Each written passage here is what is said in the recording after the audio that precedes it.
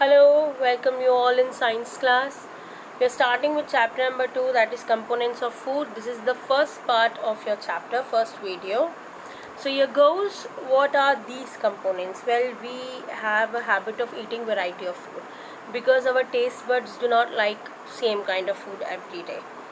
Okay, so these food items can be milk, cereals, pulses, eggs, fish, or etc.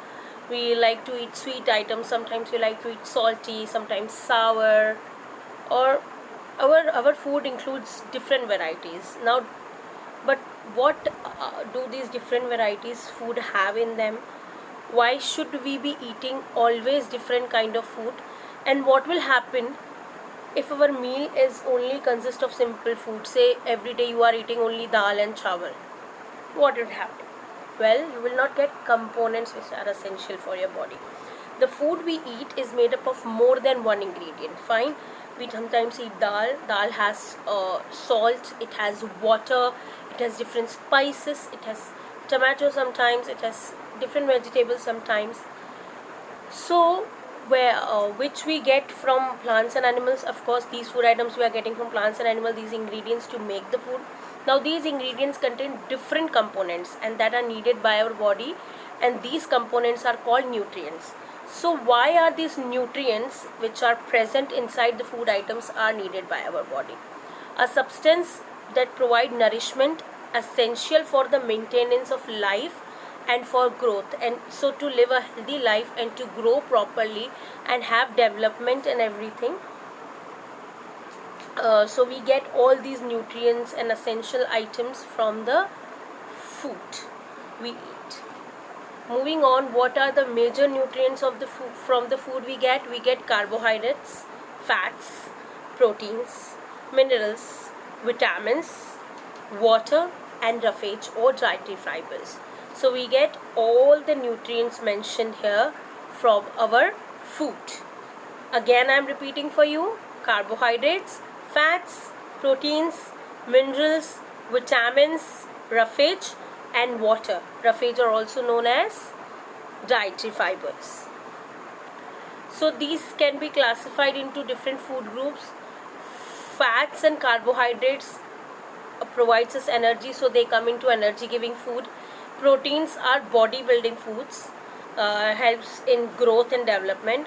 Now vitamins and minerals are protective foods, they protect our body from various diseases.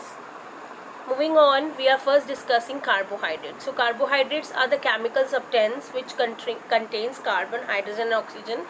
Now whatever we eat, the maximum things contain carbohydrate in them, and the primary role of carbohydrate is to provide the body with energy.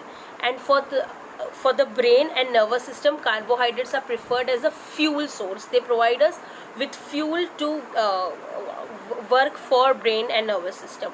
Carbohydrate rich foods are obtained mainly again from plants and animals because these are only the source of getting food.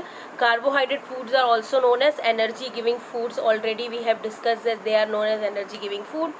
Now good source of carbohydrates are rice, wheat, maize, potatoes, pasta, etc. There are many types of carbohydrates now, but in this chapter we are going to read two types of carbohydrates, that are sugars and starch. Now starch is a complex carbohydrate. Carbohydrates are also known as carbs. So complex carbs and simple carbs. So we are reading about complex carbs, which are starch. It is formed by many molecules of sugars which are arranged in a particular manner. Now plant produce carbohydrates and store them in a form of starch. Plant performs photosynthesis, in which it is making foods, and it produces carbohydrates and store them in form of starch in the various body in its various parts which we eat. Now rice, wheat, corn, potato are some sources of starch. So starches are good carbohydrates. Now sugar are the simplest carbohydrates. For example, glucose, fructose, etc. Fruits and honey and products with added sugar. Added sugar as in something to something which is sugar is added to make it sweet. Now these are some sources of sugar. So sugar is a simple carbohydrate, and whereas starch is a complex carbohydrate. Glucose is a sugar that is broken down very quickly in the body to release energy. Hence, it is given to patients and sports person for quick supply of energy. So, simple sugar are the boost of energy, which when consumed, our body is filled with lots of energy. Complex carbs, when you consume them, they also provide us energy, but they also store energy for the future use, that are converted into fats after a some time. In the body uses fats. Now we are moving on to fats. So the body is using fats as a fuel source, and fat is the major storage form of energy in the body. As they are stored in our body for future use, they are also known as the energy banks of our body. So fat also has many other important functions in the body apart from giving energy. The important function is it provide moderate amount. Moderate amount of fat is needed in the diet for good health, but too much fat or too much of wrong type of fat can be unhealthy for us. Some examples of food items which contain fat are butter, oil, nuts, meat, fish, and some dairy products, also ghee.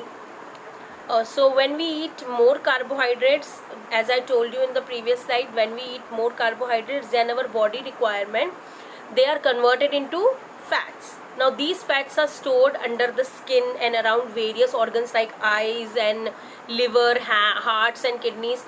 Now fats are not only providing us with energy, they are also performing as shock absorbers, which, because they form a layer under the skin, so they provide warmth to all of our body. So if we are warm, that is because of fats present in our body and the layer of fat around our skin. Also the fat around the eyes and kidneys provide protection to these organs by acting as shock absorbers. Fats are essential for our body, but as I told you, eating too much fat or wrong fat can lead to overweight or finally lead to obesity also. Moving on to next component, next nutrient is protein. Proteins are known as bodybuilding foods, as I told you earlier. So our body is made up of cells, and these cells require proteins in order to function properly. So the function of protein is to make new cells and also to replace the damaged cells. Thus food containing proteins are called bodybuilding foods. Growing children and sick people especially needs lots of protein into their diet in order to grow properly and in order to get better. Like fats, protein are also obtained from plants and animals. So pulses, soya bean are plant proteins, and then meat, fish, egg and milk are animal proteins. The total requirement of protein for an adult is around 40 to 50 grams. That means 1 gram per kilogram, but it is for children, it is required much more for them to grow properly. Moving on to vitamins. Vitamins are the nutrients that are required by our body in very small amount, but they are very essential for functioning of our body, because vitamins and minerals collectively are called protective foods. They protect our body from various diseases, but if we lack these vitamins and minerals, then we might face some deficiency diseases if they are not present in our body. And we get from vitamins and minerals both from various food sources. Vitamins helps us in keeping our eyes, bones, teeth and gums healthy. Our body needs all types of vitamins. So shortage of any of these vitamins over a long period of time will result in deficiency diseases. So these are some of the vitamins our body needs. Vitamin A, B1, B2, B3, B12, then C and D. And then we have various sources from which we get these vitamins. Vitamin A, function of vitamin A is first of all keeping eyes and hair and skin healthy.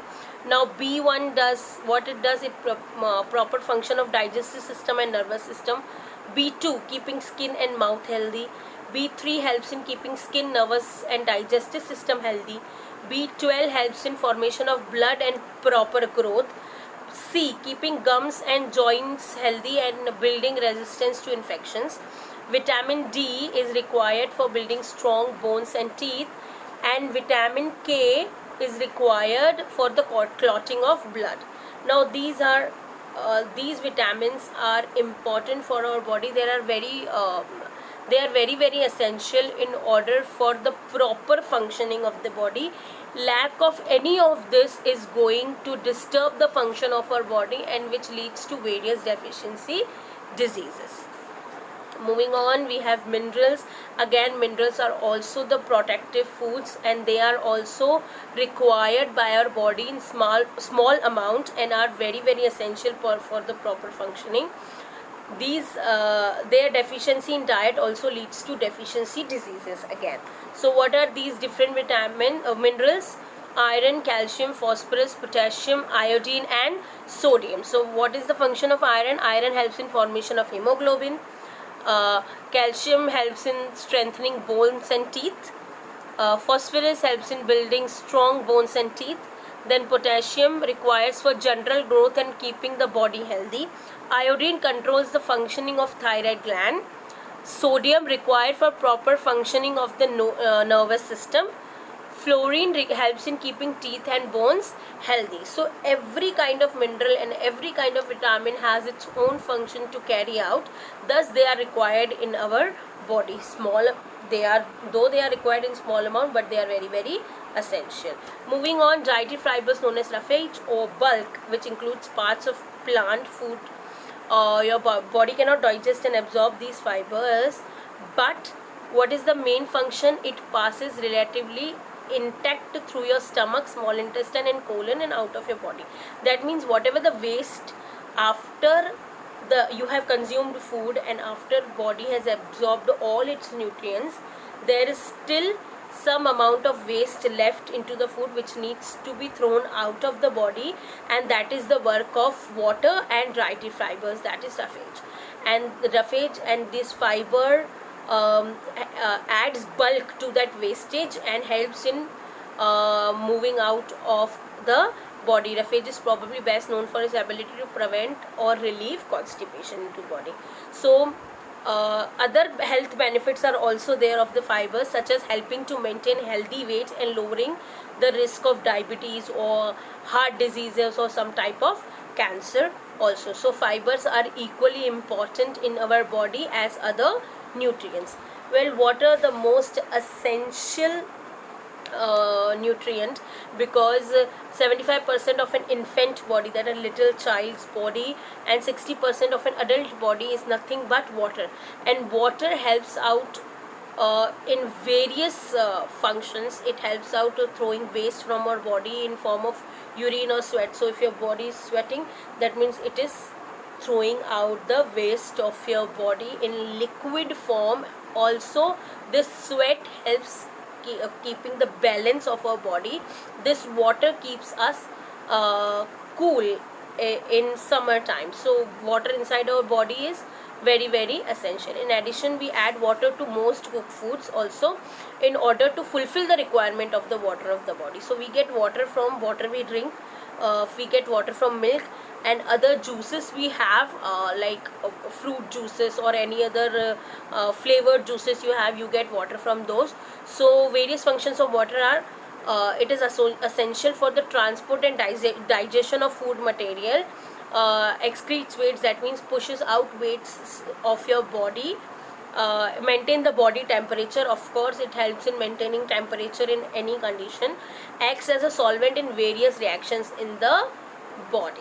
So these are all the functions of water. So we studied in this video we have studied about different nutrients, different components of food, and the nutrients which are required by our body in order to grow, develop, and performs various day-to-day functions. I hope you have understood this chapter very very well till now. This is end of the part first. We'll be back with part 2, with the continuation of chapter number 2. Till then, see you. Till then, bye everybody. Take care and be safe. Thank you.